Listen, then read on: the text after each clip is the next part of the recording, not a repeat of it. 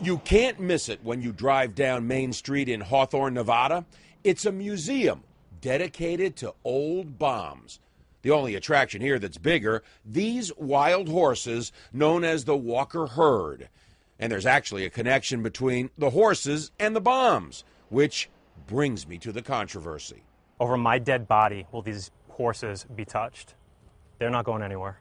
Activists like Richard Kudo, who himself spent days living with the herd, are trying desperately to stop the Federal Bureau of Land Management, BLM, which is responsible for maintaining and caring for the nation's wild horses, from removing the Mustangs. The concerns I would have in managing horses there is we have no control of that piece of property. No control because the Mustangs have put themselves in a unique position. Years ago, wandering from their land and making their way here, which just happens to be U.S. Army property, an old bombing range.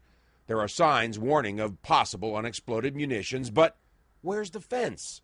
The reason the Bureau of Land Management wanted to remove the Walker herd was because there's no fence here to keep the horses off the road here. And that, the Bureau says, is a hazard.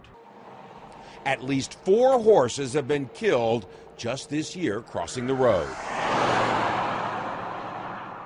People, Mineral County Commissioner Jerry Tipton worries, could be next. If you hit a horse, because of the nature of the beast, they're much taller off the ground. You may get him through the windshield. And sooner or later, somebody's going to get killed on this highway. Saving the Walker herd has become the focal point of an escalating battle between wild horse activists and the BLM.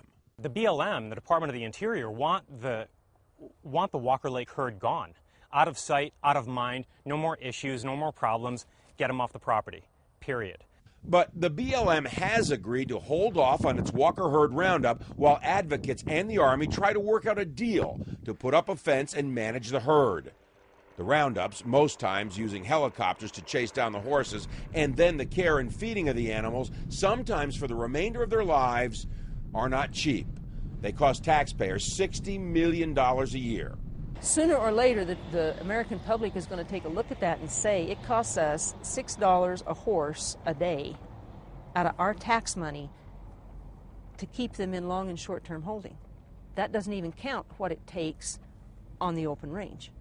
To some, wild Mustangs are just hooved grazers, a nuisance to the land.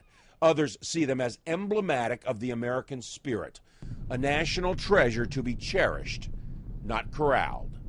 John Zarella, CNN, Hawthorne, Nevada.